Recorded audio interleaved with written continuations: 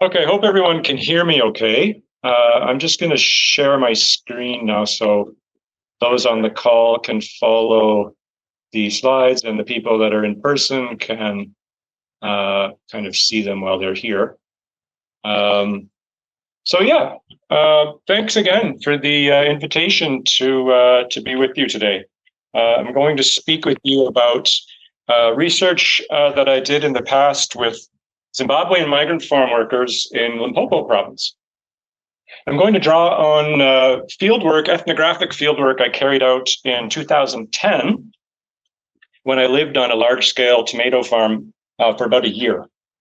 And although the fieldwork was carried out several years ago, I've stayed abreast of sort of the happenings at the farm by keeping in touch with people that work there. And I can say that many of the core features that I'm going to describe for you today remain the same today. So here is the farm actually pictured on the slide that I'm sharing right now. And I like this picture because it hints at the pattern of labor control that I explore in my work. We can see this figure on a motorbike. It's a man that I call Clayton, who is sort of overseeing the tomato pickers who are spread out in the fields there. And then you can't really see the person in the bucky, but that is one of the white managers who kind of is at more of a distance from what's going on. So my research, when I was doing this research at Mopani Estates, which is the name I'm using for the farm, it investigates how labor relations are changing in South African agriculture. And as is well known, during apartheid, labor relations on white-owned farms were highly despotic. White farmers were supported by state subsidies and a legal framework that allowed them wide latitude to control labor. Past laws imposed by the state restricted the mobility of farm workers. Labor relations were also characterized by racialized paternalism. This refers to the symbolic construction of farms as families, in which white landowners took on the role of a father figure, and so-called colored or black workers were cast as children. Under paternalism, coercion and violence could exist in tension with benevolence. White owners could punish and dispose of workers with relative impunity, but they also frequently provided workers with accommodation, food, and grazing rights on their land. Many farm communities were characterized by deep intergenerational ties and shared language between the white landowners and farm workers. But with the end of apartheid, these relations were challenged by a range of factors. Neoliberal economic reforms, the removal of white farmer subsidies, the introduction of land reform and labor laws, the adoption of private labor and environmental standards, growing casualization of labor, among others, all have placed pressure on the paternalistic relations of the past. So in this changing context, my work sought to understand what new forms of labor control have emerged and examines how farm workers exercise agency. So my central argument that I'm going to share with you today is that the environmental and political economic conditions of tomato production on this farm create an unprecedented dependency of the white landowner on black intermediaries. These intermediaries, whom I call chiefs, serve as the interface between white owners and the mass of mostly casual or seasonal workers. Yet this kind of delegation of rule does not mean that paternalism disappears. On the contrary, I argue that these shifting relations enable the authoritarian legacies of paternalism to be reproduced. I will also show that these changing labor relations encourage certain forms of contestation. Specifically, I will discuss how struggles emerge over the access to natural resources, the stealing of pesticides, and the piece rates paid for picking tomatoes. So I'm just trying to, there we go. So here's just a brief outline of what I'm going to cover with you today. I'm going to talk about my methods, that is how I carried out this fieldwork. I'm then going to provide what I call a political ecology of Mopani Estates, which is to say that I will show how the labor relations are situated by ecological and economic imperatives. Then I'm going to go over these three examples of contestation that I just referenced. Okay, so let's start with the methods. So the primary thing I did during this period of ethnographic fieldwork was participant observation. Okay, the main thing I did was I tried to try as much as possible to live like a farm worker in this context. And I did this by taking up residence in the farm workers compound. And this is actually the edge of the farm workers compound that is shown in the slide. There's two types of housing in the compound. There are these mud huts, but there's also these brick hostels that are divided into small rooms. So this picture actually shows some of the key figures in my research. There is me long before my hair turned gray, and two men who I call Arthur and Emmanuel, who I shared the room with.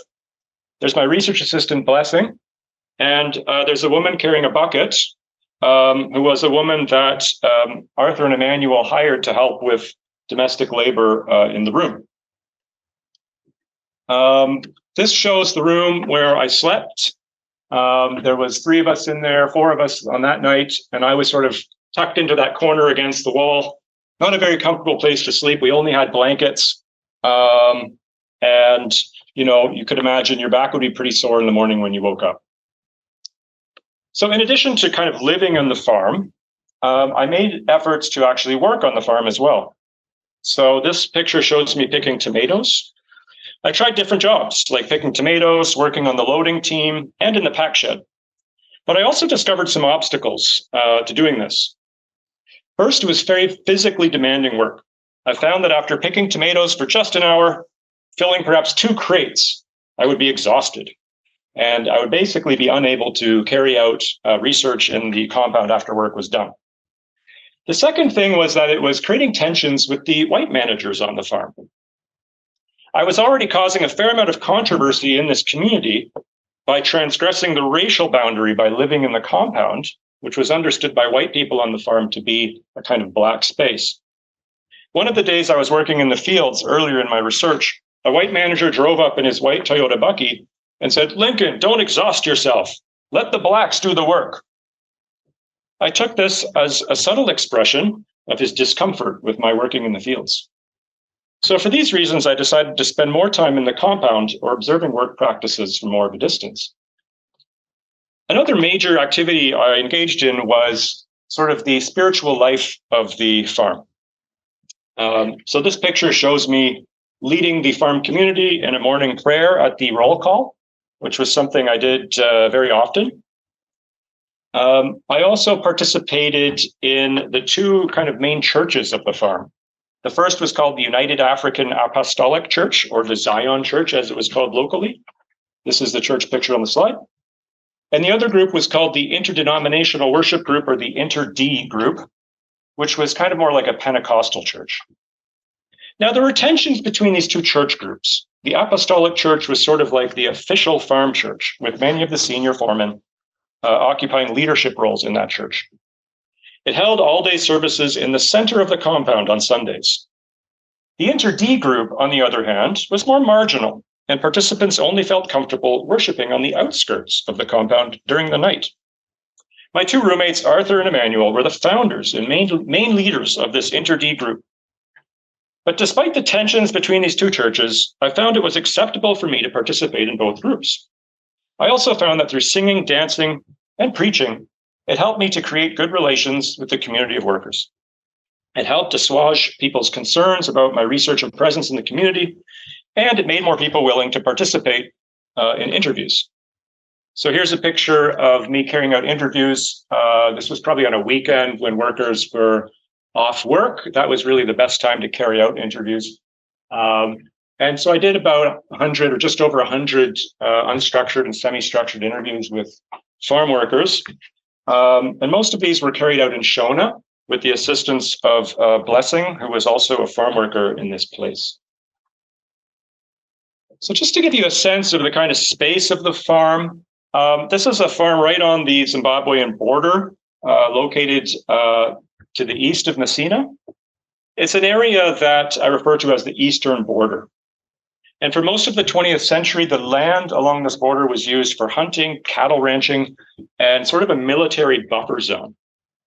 But over the last 2 decades, following 1994, so 3 decades really, commercial agriculture has grown to such an extent that the area now produces about 10% of South Africa's tomatoes. And now it's a very intensive belt of tomato production. There's many, many farms along this border. The expansion of tomato production in this area is really exemplified by Mopani Estates. So the owner of the farm, who I call Philip, started the farm in 1995 on a 200-hectare plot, but now owns at least 3,000 hectares. So he's kind of gradually acquired all the surrounding land around where he started. So indispensable to the success of this farm, as I'm going to argue throughout this presentation, has been Clayton, the Zimbabwean labor manager. And I want to illustrate this first just by comparing a couple of maps. So this is something I did in my fieldwork. Was I asked many of the farm workers to draw maps, and I just distributed papers and pencils, and I just said, draw the space. So I kind of wanted to understand how they understood the area, where they thought things were, what they placed significance on, and so forth. So this farm worker did a very good job with his map. He's noted many of the key features of the space. He's got the Limpopo River down here. He's got the sort of road going to Messina. He's also got the tobacco smuggler camps on the Zimbabwean side of the border. And he's got, the workshop in the center of the farm, and he's got Philip's house up there in the left corner, and Clayton, the manager's house, is there with the K towards the top of the map. And what's interesting is if you compare this with an actual Google Earth image of the farm, many of the same features are visible. So you've got the river on the lower part of the image. There's the Messina Road up towards the top. You can kind of see the pack ship, that big white blob at the top. Philip's house is kind of shrouded in those bushes to the left. And Clayton's house is not very visible, but it's sort of to the right of where those buildings are in the center. So there's two things that I just kind of wanted to call to your attention. First of all, note the difference in the way Clayton's house is portrayed. So in the farm worker's map, Clayton's house is quite large, quite prominent in the hand-drawn map. But when you go back to the actual map, Clayton's house is practically invisible. It's just a tiny little speck. You can barely see it. The second sort of discrepancy I wanted to point out is, if you notice the way he's drawn Philip's house there in the top left-hand corner, he's put a security fence around the house. But in actuality, Philip's house is surrounded by trees. There is no security fence. So I'd like to suggest that for this farm worker, at least, it shows the kind of prominence of Clayton in his mind, and also the sort of felt inaccessibility of Philip as the white landowner. So to dig into this a little bit deeper and understand how Clayton has come to play such a prominent role, I want to look now at the ecology of the space and sort of show how the ecology generates dilemmas that the farm owner has sought to resolve through organizing labor in particular ways. So the Limpopo River, which is just kind of in the distance of this image, seems like an ideal place for growing tomatoes. The area here provides the three essential things that you would need to grow tomatoes. You've got fertile soil on the banks of the river. You've got a warm climate that allows the farm to grow tomatoes during the winter season and kind of serve these markets that'll need tomatoes during the winter. And there's access to water from the Limpopo River. Yet at the same time, this microclimate also generates certain challenges. The river water and sandy soil provides a breeding ground for nematodes, which are small worms that attack plants. The high temperatures and high levels of dust, often kicked up by tractors and big transport trucks that are driving around, encourage the presence of red spider mites, which also feed on leaves of tomatoes. And the high temperatures in this area can be variable and sometimes also damage the tomatoes quite excessively. So these ecological constraints have led Mopani to focus on one particular variety. It's a saladette tomato called HTX14. It's pictured on, you can see it nicely on the bottom left of this slide. It's in the pack shed there after it's been kind of washed and waxed. These are indeterminate tomato varieties that ripen slowly over the course of the season. These tomatoes are known for their resistance to nematodes, but they don't have any resistance to red spider mites. The top right image shows damage to the tomatoes from different pests. And so therefore the farm, does spray a lot of pesticides on the crop. On the top left, you can see a team of workers there just with backpack sprayers going through the fields, spraying pesticides.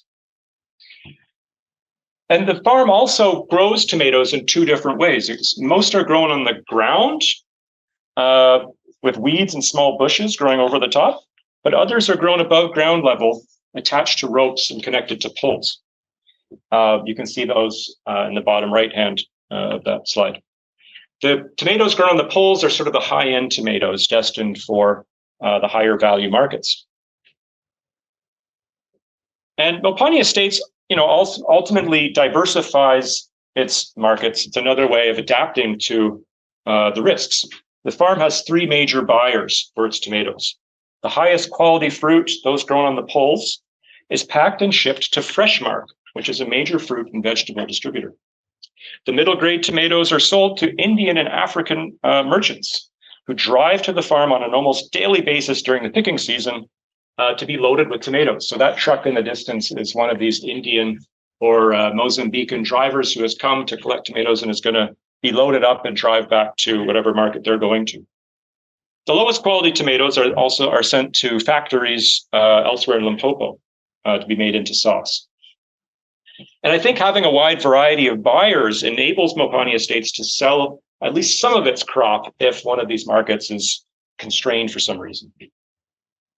At the same time, the decision to have the forward contracts with Freshmark subjects Mopani Estates to these private sector standards, private sector regulation.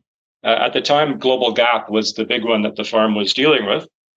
And obviously, to achieve this Global Gap certification, a producer has to meet an array of standards. Most of them do with food safety, environmental protection, but also worker welfare, which are supposed to be assessed every year by an independent auditor.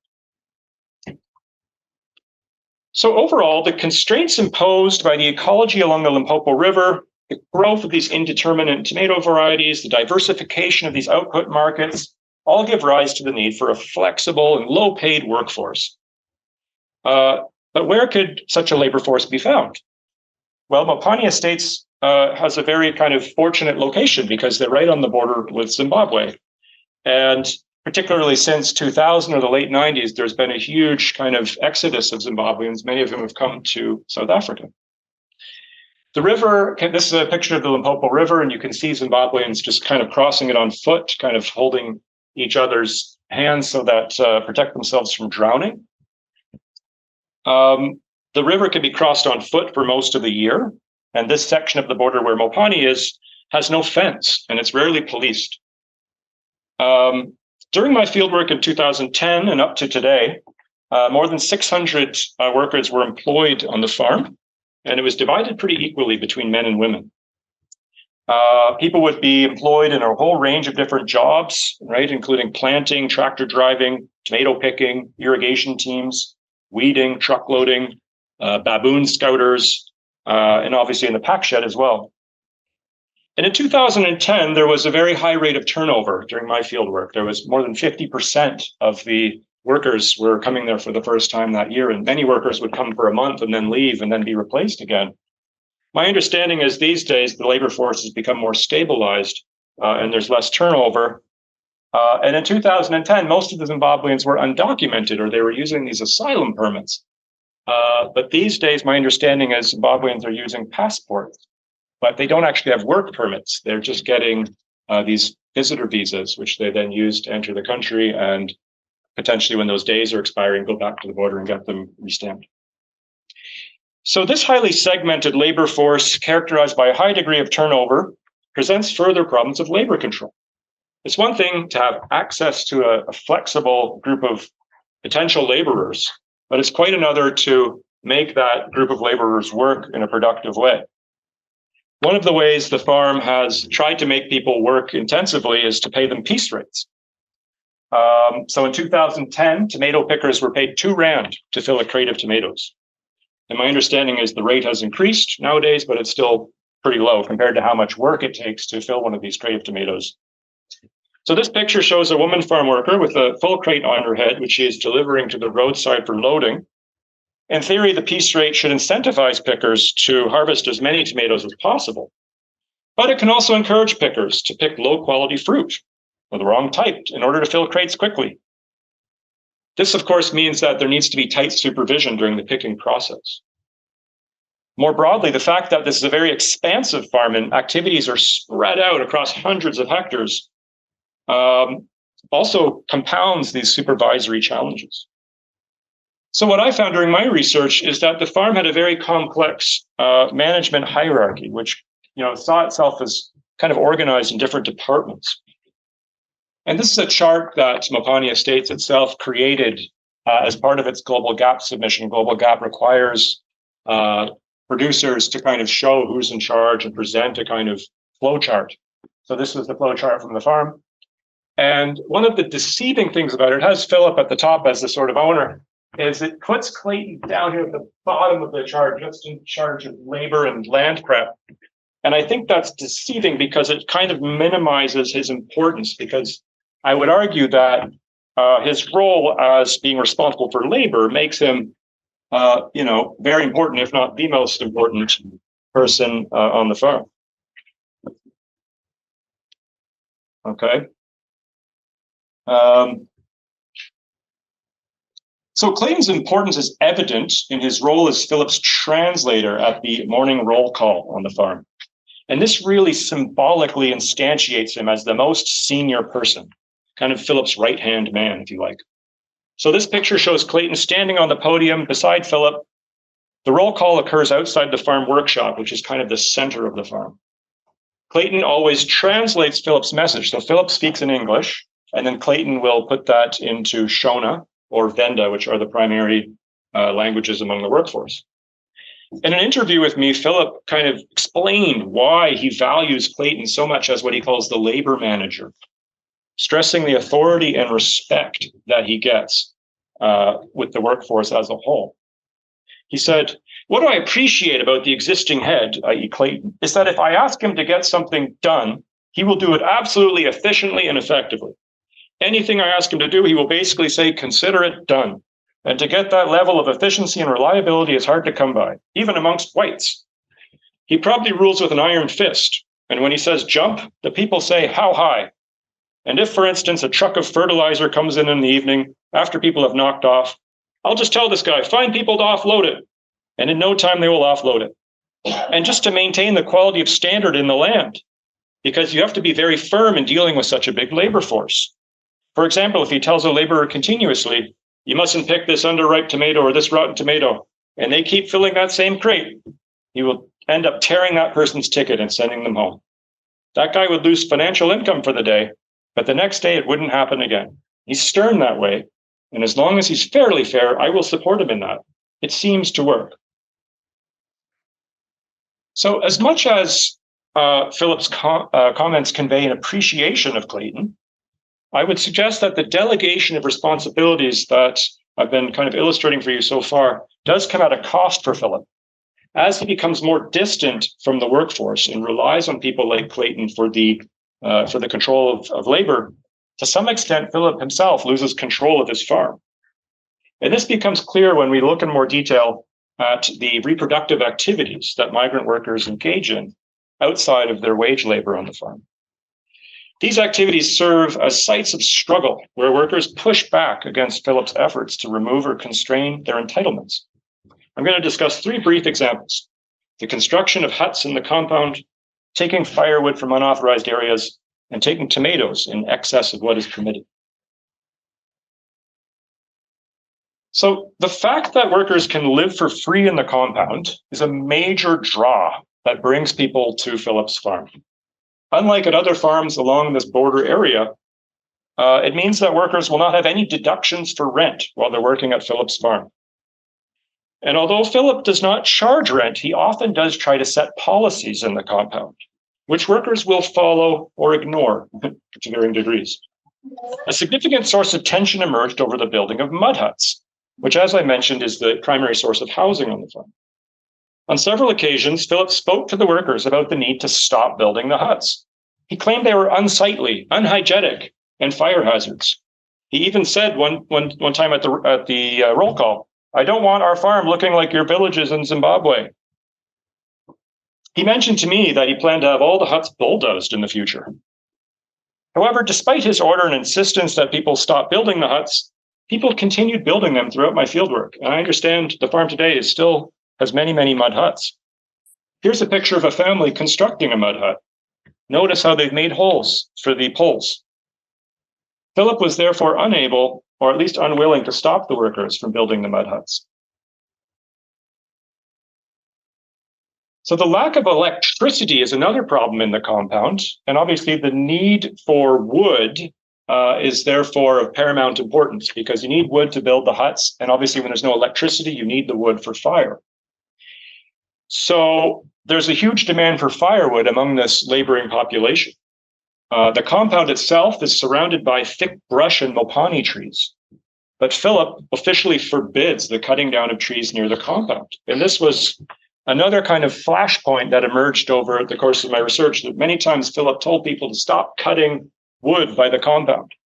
At one stage, he was clearing land about 5 kilometers away from the compound and was explicitly kind of ordering people to go collect wood from where land was being cleared about 5 kilometers from the compound. Philip's very concerned about trees being cut down around the compound because he says that it's leading to erosion. But another reason that he expressed is that the trees shield the compound from the roadside, as though he doesn't want people to kind of see the compound when they're driving by.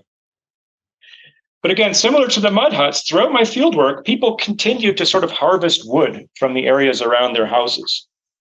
And Philip could not do anything to really stop it. There's such a demand for it, as I said, for fire, but also wood poles to construct these kitchens in the hostels. Okay. So finally, the last example is about tomatoes. And Philip has this rule on Mopani estates whereby he allows workers to eat tomatoes. It's a really important source of nutrition for people when they're on the farm. Similar to living kind of rent-free in the space, it's a kind of major perk that many people express to me. This is a big reason why we come to this farm, because there's free food. And so, it's very basically Zimbabweans eat sadza, and they will have tomatoes and use the tomatoes to kind of make this gravy, which they will eat basically almost for lunch and dinner. And so Philip's rule, according to the sort of custom, was that workers were allowed to take whatever they could carry in their hands back to the compound after work. But at one stage in my fieldwork, Philip became aware of the fact that some workers were taking much more than this. In fact, taking entire bucketfuls of tomatoes across the river and selling them in Zimbabwe. So in response to this, Philip ordered a crate of tomatoes dumped in the middle of the compound.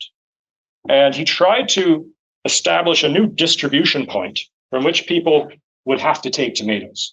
In other words, he tried to ban people from taking tomatoes from the land and said, if you want tomatoes, you have to take them from this crate. What do you guys think happened? Did people actually follow Philip's command and use the tomatoes in this crate? Many of you are shaking your heads. So you know the answer. They said no.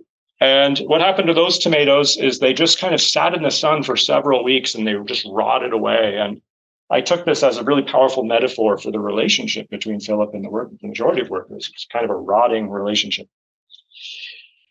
In fact, so workers kind of partially complied with Philip's rule at first. They were kind of being hiding the tomatoes when they were taking them during this period, taking them surreptitiously at night.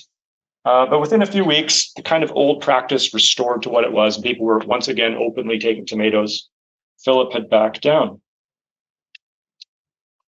So these struggles by workers raise the question, why can't Philip just rely on Clayton, the most senior intermediary, to clamp down on these infractions?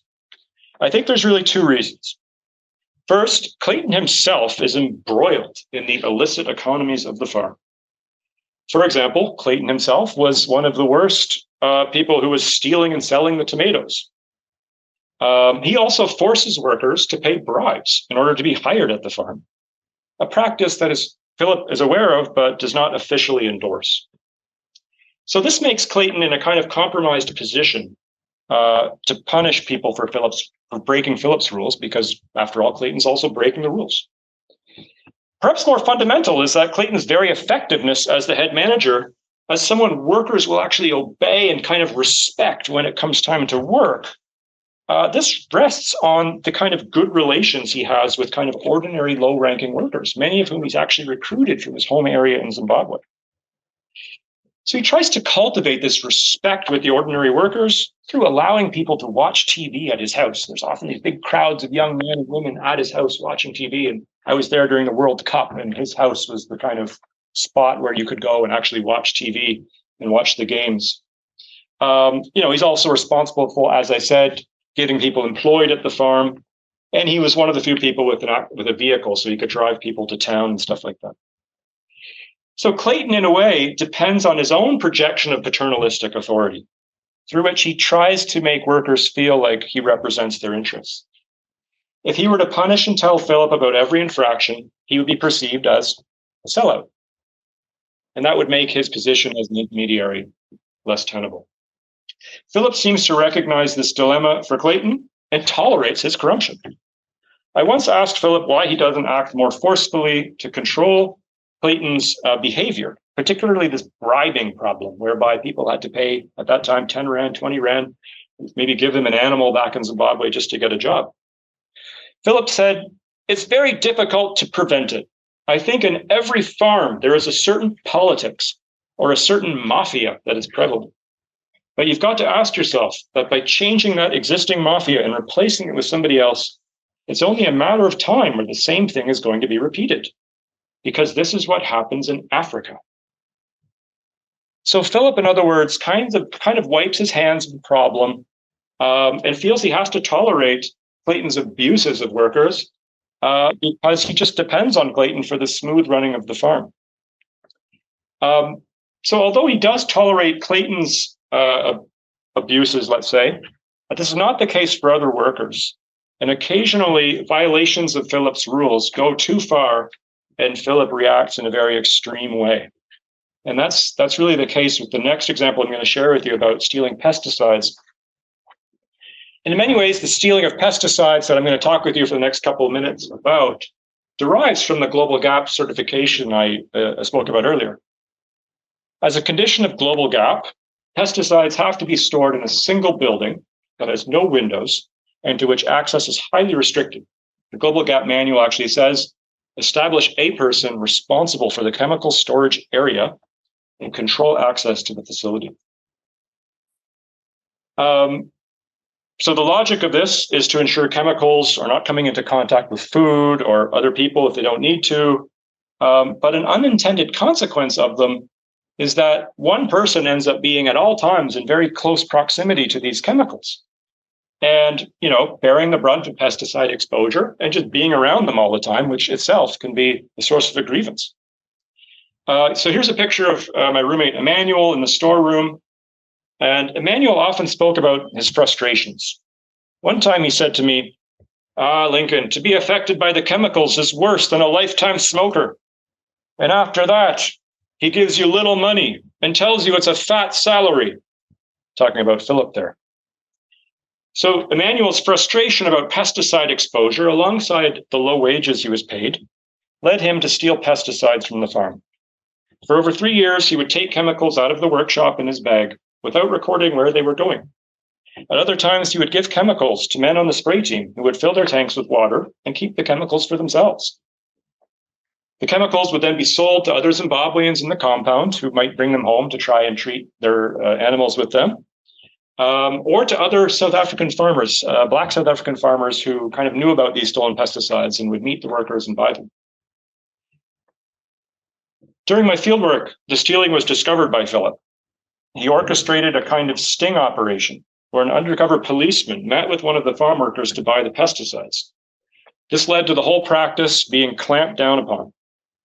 Philip himself was flown into a rage.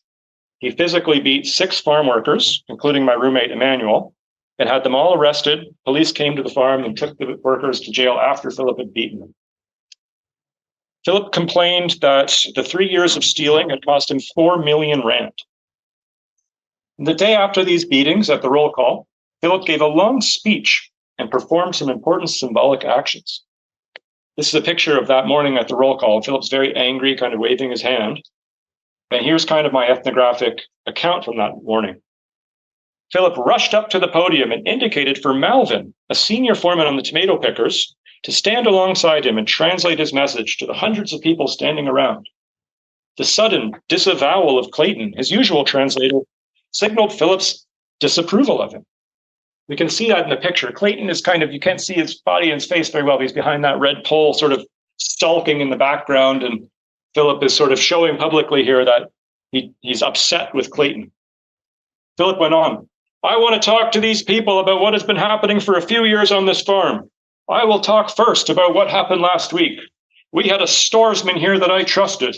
His name was Emmanuel. These guys had a deal here. Emmanuel would take out pesticides from the stores, and he was helped by Addisson.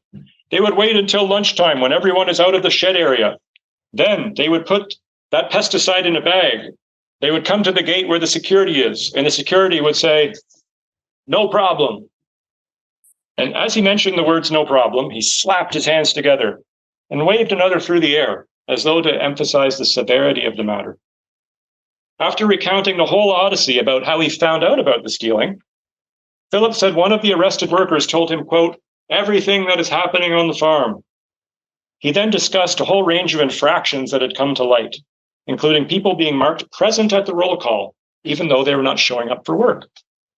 He indirectly called out Clayton in this practice. Philip said, many girlfriends are getting marked present, sent to town in the private car of someone who's in a high position here, and then getting paid for being at work when in fact they were absent. Philip thus rebuked Clayton in this public way, but stopped short of linking him to the chemical stealing, and I think importantly held back from actually using his name in front of the workforce. Through the use of Malvin as a translator, perhaps Philip tried to demonstrate his independence from Clayton. And yet this kind of shunning of Clayton proved to be temporary. Within a few days, Clayton returned to his usual head position alongside Philip and remained there from then on.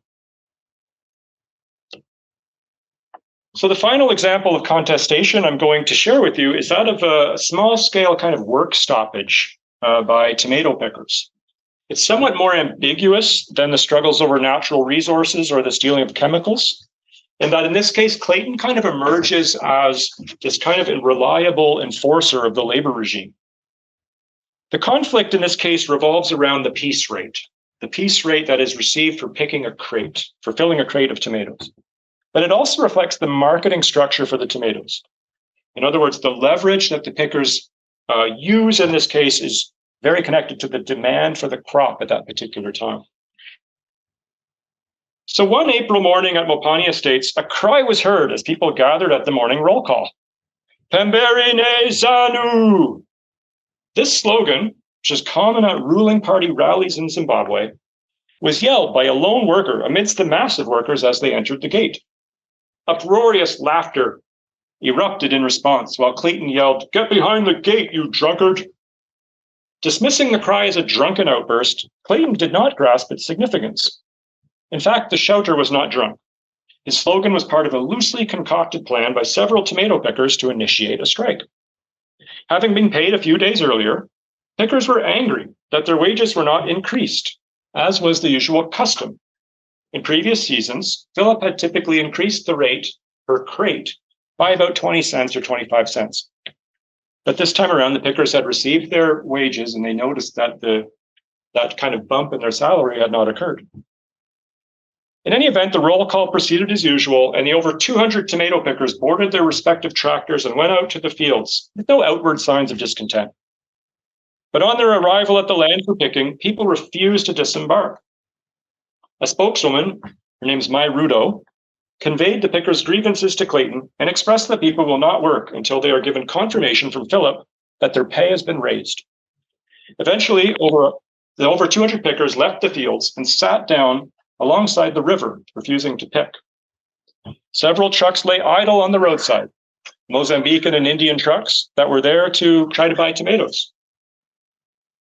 If those trucks could not get their tomatoes that day, they might leave and try to find tomatoes at other farms. This placed pressure on Clayton to get the pickers back to work. I happened to be in the vicinity when Clayton approached the striking pickers and began negotiating with them. Here's a picture of Clayton speaking with the workers that were striking. The pickers were seated on the ground while my Rudo continued to act as a spokesperson. And that's my Rudo there in the yellow shirt. And this is a kind of excerpt of the exchange that happened while they were kind of speaking, while my Rudo was speaking with Clayton. And just to kind of summarize, my Rudo is insisting on speaking with Philip, kind of refusing to accept Clayton's word on Philip's behalf. So my Rudo says, he must come if we are to pick. And Clayton says, that's true, but you just have to pick. He's not here. My Rudo says, he must come and speak to us. Clayton says, you're just confusing yourself. By the time I will call him, he will come. And if he fails, the problem will be mine. And she says, it can't be your problem. You are also a child like us. And then Clayton kind of changes his tune and he says, why is it that my Rudo, you are the only one speaking while others are silent? She says, we can't speak at once. You are now the spokesman of all the ladies because they are silent. She says, we can't speak together at one time. Clayton says, just give me one more day. If he fails to come in the afternoon or tomorrow morning, you can continue with your strike. And then he starts directing his attention to some of the other men in the area and says, stand up, Mavemba, stand up.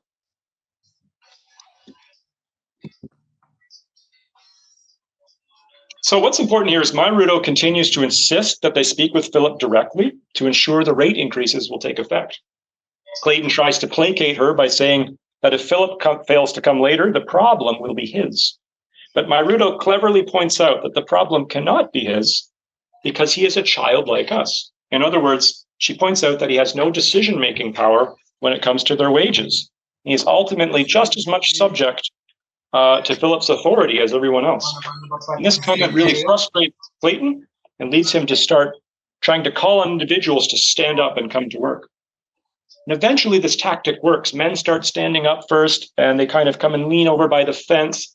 And then these men start trying to cajole the other men to come to the fields. And very slowly, this strike kind of dissolves and everybody kind of meanders back to the fields, with the men being the first group to return and then the women afterwards. And as everyone walks back towards the fields, I hear some women complaining, why is it that the men here cannot strike?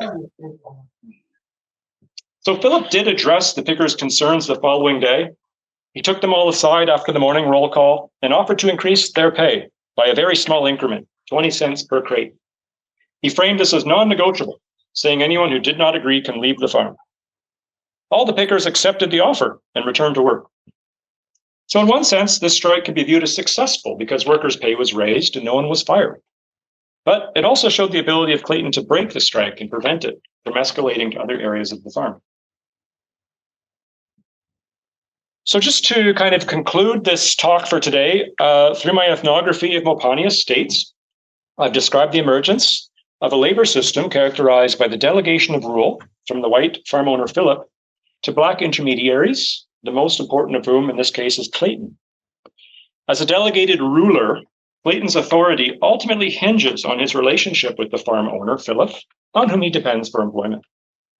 Yet Clayton also pursues his own exploitative agenda beyond the control of Philip.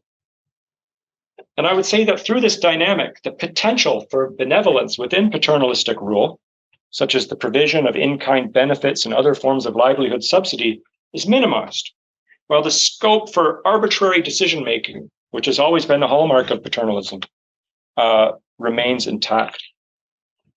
This delegation of rule persists, even as white-owned farms continue to project a surface image of benevolent paternalism.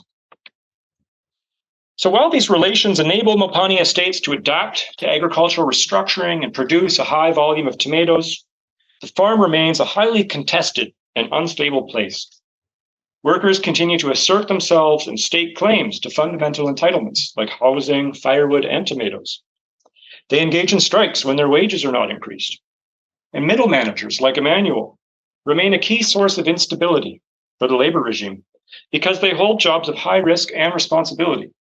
Yet they are paid so little. There's such a huge gap between them and the very high-ranking black managers. So given these changing labor relations and the prevailing forms of agency I've described, I hope in future to research the forms of advocacy and labor standards that might be able to support migrant farm workers without, of course, jeopardizing their jobs or their legal status in the country. Thank you.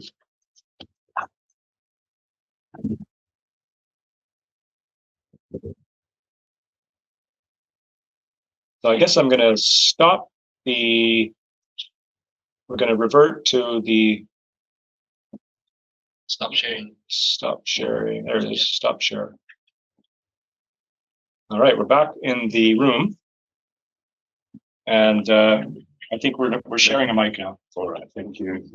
Many thanks, Lincoln. A fascinating talk. Of a very neglected area that needs much more exposure by social scientists, the conditions of farm workers, in particular, the conditions of immigrant, migrant farm workers. We will make time now for questions, and maybe we can take a few questions and then allow Lincoln to respond, and then just do the questions and answer sessions in batches. Please feel free, comrades, to raise any questions, and we can take it from there.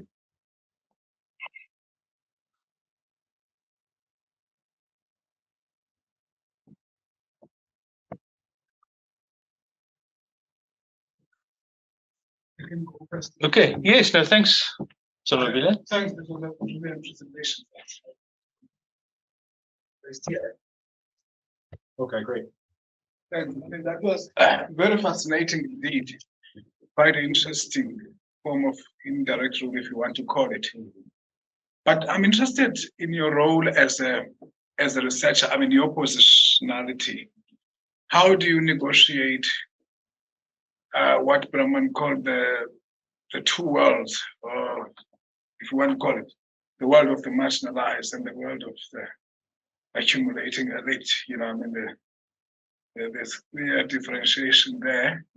And I mean, how do you obtain trust in this kind of a terrain of inequality? I mean, between all the actors. I mean, your positionality as a researcher, how do you navigate that complexity? I mean, did the workers feel free to talk to you? How did they trust you that you are not going to compromise their position? And of course, there are many tensions that emerged. You know, I mean, as you have indicated, there was a strike. I mean, you observed this. I don't know whether you were a participant, observer, or something. I don't know what position you took. And you also had access to Philip, and also the Clayton, the middle guy. I mean, so you can see these power asymmetries. How do you navigate them all, and perhaps came out unscathed, if that were? Yeah. Anyway, just thank you. Should we take some more questions and allow Lincoln to respond to questions? A number of questions. Any of our online people want to raise a question? Please do so. Raise your hand, and we can deal with it. Okay, there's Kaniso. Welcome, Kaniso. Unmute yourself. Thank you. Good afternoon. Can you hear me? Yes, we can hear you, Kaniso. Go ahead. Okay. Thank you to the speaker. Very fascinating presentation. I think I just have one or two. I don't know if it's a question or comment, but mostly on, yes, the workers, have means of trying to fight back, obviously with the agency, with the stealing of the tomatoes and all these things. However, does he not think that structurally they still remain a precarious labor force, and the fact that it's mostly Zimbabweans themselves, there's a reason for that. And so, yes, they are fighting, little concessions here and there. However, their precarity, the state of precarity remains the same. And has he thought of actually situating the conditions of these workers within the actual value chain of the tomatoes? And then maybe there you might then have a broader sort of contextual understanding as to that race to the bottom, because Philip obviously is part of that value chain, and He's basically outsourcing everything else. It's a race to the bottom. He's trying to, appease supermarkets, and then they put pressure on him, and then there's pressure that he has to put then on getting the cheapest forms of labor. So I'm just saying, unless we understand the broader structure of this global capitalist system, then, yes, sites of struggles are important, but at the end of the day, if there are cheaper forms of labor, if the children are allowed to work, it won't be Zimbabweans, it will be children or women or whatever. So it's always a race to the bottom. So I don't know, that's just my question, basically, because it won't change unless the broader structure is confronted. For example, if you go to the Congo, you look at the value chain there, copper, you go to, Bangladesh with garments, workers at the bottoms are always the most vulnerable ones. And whatever concessions are made, the precarity is constant. Thank you. Thank you, Kaniso. There's a question here that Estri sent. Lincoln, can I read it to you? Yeah, absolutely. Yep. Estri asks, how did the politics of land reform in neighboring Zimbabwe affect labor relations on white-owned farms? Interesting. So we take one more question and then allow Lincoln to respond before we go for a second round. Thanks, Estri. Anyone else? All right, Lincoln, maybe you can respond to those questions, and then we can take further questions. Yes. No, thanks so much for these really good questions. First one, it had to do with access to the space and managing that, the tensions as a researcher there. And I think, there was a few things that were really important for me. One was that it was just tremendously difficult to actually do this research. You just need to be upfront about that. So I think I visited somewhere between 20, maybe 30 farms in the region just to try to kind of expressions of interest, introduce myself. And, I found that the white landowners were often receptive to kind of having a meeting and describing things. But when I would try to raise this idea of being, at the time I was an anthropology student and I was looking to kind of do this really immersive ethnography with farm workers because it seemed to me like that hadn't been done. And when I kind of raised that question of I would really like to live on your farm and participate in the lives of the workers and so on, that was often kind of shut down the conversation at that point. And I was sort of gently, moved off the land. But Philip was different. He was open to the project. There was something about maybe he was flattered by having a foreign student on his property for a long period of time. But I kind of, when I visited with him, he was open to the idea of this study that I was doing. And I perhaps strategically emphasized when I was kind of framing the study with him that, this is a study of African culture. Was often how I sort of presented the work, even though the focus on labor became much more important. But yeah, there were all kinds of tensions that at one stage, so I think some of the things I did really helped stabilize my presence. One was I mentioned earlier, I was a big participant in the churches on the farm. And so for Philip himself, he was one of these born again Christians, and he saw that I was taking this leading role, kind of doing the motivational preaching in the morning. And I was sort of involved in this Pentecostal church on the farm as well.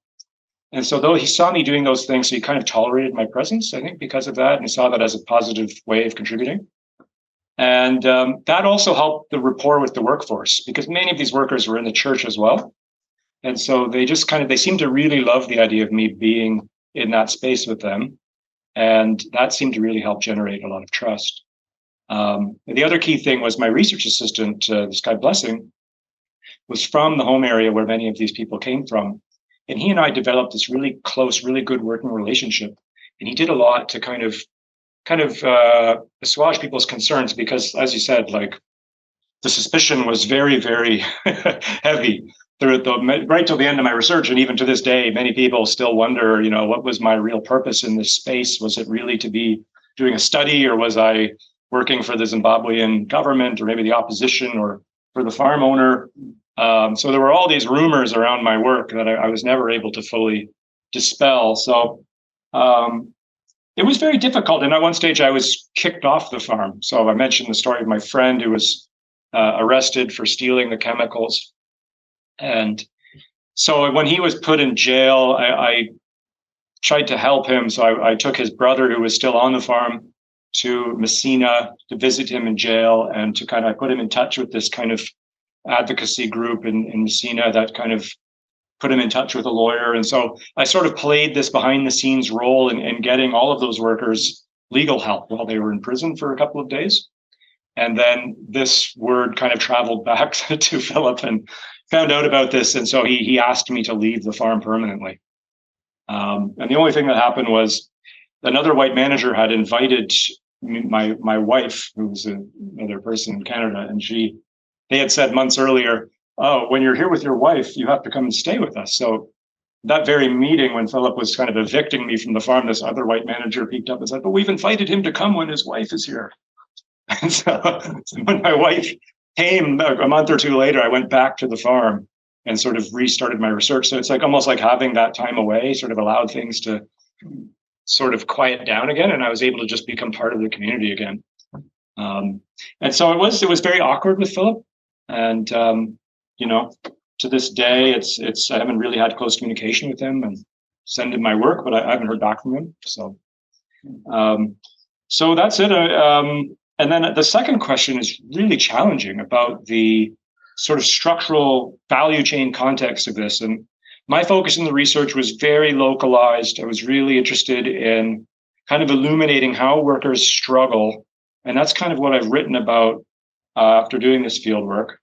But yeah, I mean, I don't have an easy answer for that one. Like, what does all of this struggle amount to? And I don't think it's not fundamentally transforming the labor relations on the farm. At most, what these things are doing, these struggles for natural resources and so on, they're helping people survive, and they're reworking the conditions in a way that are slightly more favorable. They're these micro level struggles that's what people can do right now. So I think they deserve investigation. And I think, people who want to help farm workers need to be aware of these things and to try to work closer to the ground to support them in that. But I do take your point that it's, what is the sort of bigger picture here, and the sort of the kind of the overall precarity, which is very much still part of their lives. Third question had to do about land reform in Zimbabwe, which is a big kind of factor in the background, because many of the people who work on this farm actually are recipients of land in Zimbabwe. So Zimbabwe had this huge redistribution of land in around 2000 or the late 90s. Many of the people working on this farm received or were part of families that received these A1 parcels of land. And many of these parcels of land are in southern Zimbabwe and these former game reserves. And so the land was very dry and it had to be cleared of bush. And people received this land, but they had no support, no inputs, no help to really work the land. So many of them came to this farm, and they were all had involved in this project of trying to build up their land, this new land that they had received. And so for many people, the goal was to kind of buy a cow to help work the land, or to get, seeds and fertilizer, to get things that will help them farm back home. So that was very much part of it. And yeah, I haven't really resolved this question in my mind, but it's interesting that the land reform in Zimbabwe, which obviously negatively affected the white landowners there, had this kind of effect of creating a labor force for the South African farmers. So in a sense, the white South African farmers indirectly benefited from the land reform in Zimbabwe, because it displaced all of these people who then had extra kind of push factors leading them to come to South Africa. So it had that effect. And then, the last thing I'll mention is the guy who kind of signaled the strike yelled, "Forward ZANU-PF." But interestingly, I asked him about that afterwards, and he said he's not actually a ZANU-PF supporter, but it was just that yelling that sort of gets people motivated to strike. And so it's like the use of that political symbolism from Zimbabwe can be kind of put to a different purpose in South Africa by a lot of these people, even though they don't actually support the ZANU-PF or vote for them or whatever. So, yeah, thanks for that question. Thank you, Lincoln. We'll go one more round. I see Asanda's raised her hand. Yes, Asanda? Thanks, Lincoln, for the fascinating presentation. And I think in our research as ECAP in the citrus subsector, we see a lot of similarities where most of the power now is transferred to the supervisors, where they even recruiting workers into the pack houses, into the farms. But just one question from my side is to understand how the workers you interacted with viewed the labor relations, and who did they place accountability with? Was it with the supervisors, or was it with the employers or the managers on the farm? Because I know some of the workers we interact with would blame the supervisors for everything and say, no, the employer is a very nice guy, he's a very good employer, but the problematic person is the supervisor who takes bribes, who does all of this. So how did they view the relations on the farm? Thank you, Asanda. Anyone else? Any of our online participants? Lali, you got your hand raised. Unmute your mic, please. Yes, thanks. Hi. Thanks, Lincoln, for that lovely and engaging presentation. My question really is, well, actually, I don't know whether it's a question, but I think it's a comment more. And it has to do with how do we understand labor relations today, from the paternalistic historical baggage that it has. And certainly from our research with farm workers in the broad agricultural sector, I'm increasingly thinking that paternalism doesn't fit anymore. For large-scale export-orientated subsectors like citrus, horticulture, but I'm finding it more in or strong vestiges of it more in animal husbandry, livestock, wool, mohair, where workers actually live on the farm. But even that too is diluted. So I'm very uncomfortable with labeling current day labor relations as paternalistic, but I'm increasingly finding more evidence of it being certainly unitarist and more authoritarian, with very strong levels of despotic rules that we see in the citrus subsector. So I'm thinking paternalism is actually belongs in the kind of history books and it doesn't properly describe current labor relations in agricultural sector. Thanks. Thanks, Lily. Anyone else?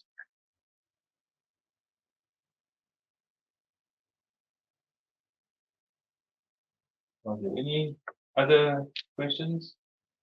If there aren't, then we can. Oh, Kaniso, sorry, I see you got your hand up again. Yes, Prof. I think mine is just more of a comment. I think there might be a fusion of paternalism exists still. However, it might be there's more of a hybrid type of situation happening, obviously depending on the subsector. However, just like with everything else that has happened post 1994 in South Africa, the farmers, for example, outsource social security to the government and to everybody else. So now even, I think what Prof was saying was that basically even Philip was outsourcing that paternalism onto Clayton, who now is, so the supervisors then become the ones who are paternalistic towards, because they become labor brokers, they become all of that. So paternalism does exist, but it's now in a different way, where farmers are outsourcing a lot of these things so that he doesn't seem like the bad person, but now the supervisor sounds like the bad person. You see, like in the Apple or value chain, it's the same thing. They call them, in the Western Cape, they call them bongos, which is supervisors. they're the ones now that the farmers, so everything else is outsourced to them. So I think paternalism is outsourced as everything else has been outsourced, post 1994 with the adoption of neoliberal policies and everything else like that. A lot of farm evictions and things like that. But then it's outsourced basically. Yes, it's capitalist, but there's a lot of outsourcing of that paternalism, that childlike, treating people like children. So now the pongos or the supervisors they're in a dilemma, as you're saying, Prof. Now they are workers, but at the same time, they have to also then be paternalistic. So there's an outsourcing. I don't think it's completely gone. It exists there.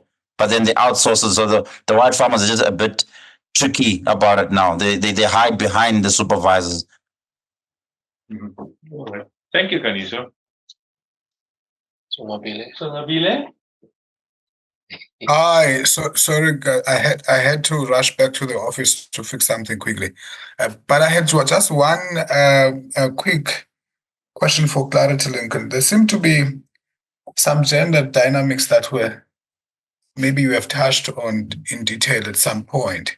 Why would men seem more pliable and less resistant than women? Why does it seem as if women were more vociferous and took a more solid stand compared to men? And why did men become strike breakers? Did you follow that through? Could it be that men were receiving slightly better pay or slightly better income than women, or were receiving more hours than women, and therefore, why would it be that there seemed to be gender dynamics that came to play and determined the demise of the protests?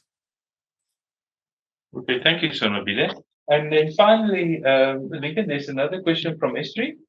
She says, basically asking, what is the role that religion and spirituality played in shaping labor relations on the farm? You touched on that in your talk. Yeah. Maybe you can expand on that particular issue. And if there are no further questions, we will close the questions and we will allow Lincoln to respond to this before we say farewell and goodbye. Thanks, Lincoln. Thank you.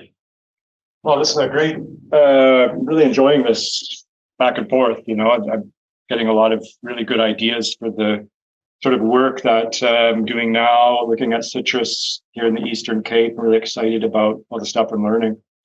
So Asanda's question was first about how workers view labor relations.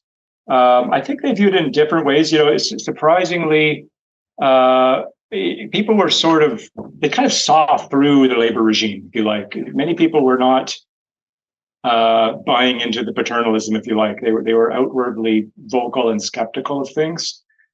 People would sort of say, they would whisper it in a way. They would kind of say, Clayton is, he's keeping everything for himself. There was a lot of frustration directed towards Clayton because they saw him as kind of blocking everyone from advancing on the farm.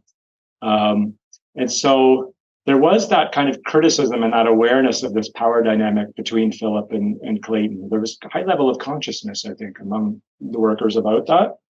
Of course, it varied. And my sample, I guess, was more biased towards younger men who tended to be slightly more educated. And of course, on the farm, there was a very large population. I didn't necessarily spend as much time with the people who, there was a small, Venda speaking minority on the plantation that might have been there since the very beginnings and even on the land there before Philip even acquired the land.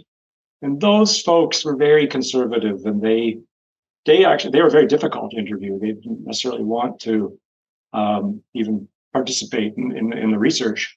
So I just kind of, we just let it be, and they become neighbors. You don't necessarily talk to them. But I feel like those folks might have had a bit more,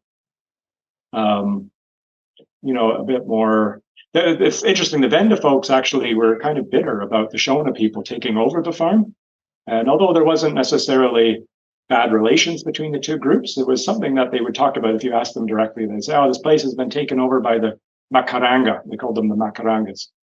and they just felt totally dominated because Shona was being spoken everywhere. But again, like there wasn't really outwardly xenophobia like I'm starting to see here in the Eastern Cape. So yeah, I think there was, short answer is people were critical of the top structures as they called them. So questions 2 and 3 were like kind of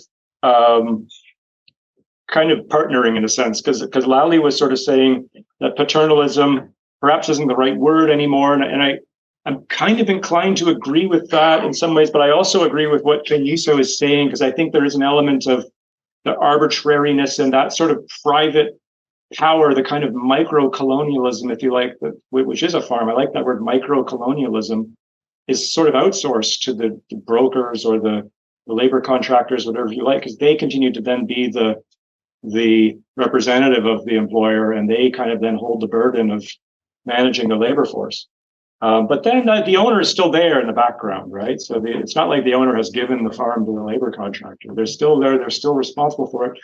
And they are projecting an image to the world of being a benevolent paternalist, right? If you go to the websites of many of these big citrus farms in the Eastern Cape, it all talks about community development is the first thing. And they've got all the compliance certifications there. And I think, this was certainly the case for Philip and some other white landowners I've spoken with. They continue to see themselves as kind of paternalistic, right? They continue to see themselves as providers of something which is valuable and something which they think is fair. They think that their farms are presenting a kind of, I don't think they think of themselves as kind of bad exploiters. They don't think of themselves as enslavers, if you like. But so I think that paternalistic self-identity, at least, is still important to a lot of white landowners, even if it's totally dissolving, as Lally says. And then getting to the gender dynamics, I think part of what was going on in that strike, because you're right, that it was a little surprising that women were the ones that were more resilient during the strike. And I think part of the reason was many of them were actually girlfriends of Clayton. Which was sort of a footnote to this thing that I didn't mention, but so Clayton was known as this big philanderer on the plantation. He had many, many girlfriends. It was well known that he would often ask women to have relations with him, sexual relations, in order to get jobs. And so many of these people were sort of in relationships with him. And so that gave them, I think, added leverage in the negotiation. In fact, my Rudo, the woman who was leading the strike, her sister was in a relationship with Clayton, like a kind of an actual relationship. He had many sort of girlfriends that were coexisting at the same time. So I think that's possibly one of the reasons. And the other was, and I did see this generally, throughout my time on the farm, was women were much more better at saving their money, and they seemed better at kind of remitting, like sending things back to Zimbabwe. And I feel like they were just more driven in a sense to make sure they were going to have income to bring home at the end of the season, whereas men were more likely to sort of spend their money while they were on the farm. And so there's that kind of, one part of me wants to say the women had a kind of deeper motivation to strike for the higher wages, but I can't say that for sure.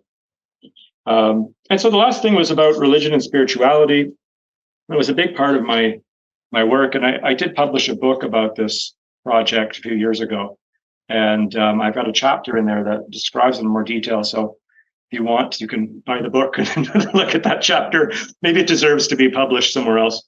But yeah, there were the two big churches that I described earlier, and there was this kind of tension between them because one was very much a management church and the other was sort of a ordinary worker church, if you like, although it was also for more urbanized Zimbabweans and it had a bit of English thrown in and things like that.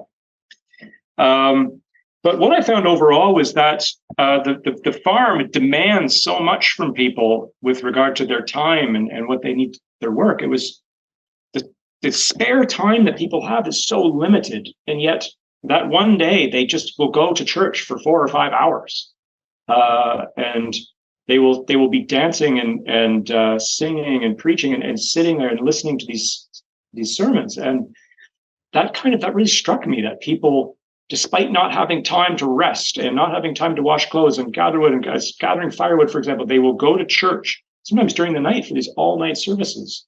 such a priority was placed on that despite the pressures of having the job. It seemed to me religion really offered important solace for these people.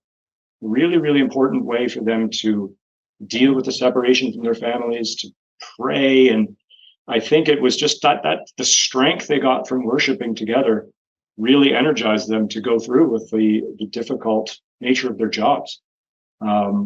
So apart from the sort of politics of the churches, I think it had that effect of kind of spiritually powering people through these jobs while they were there.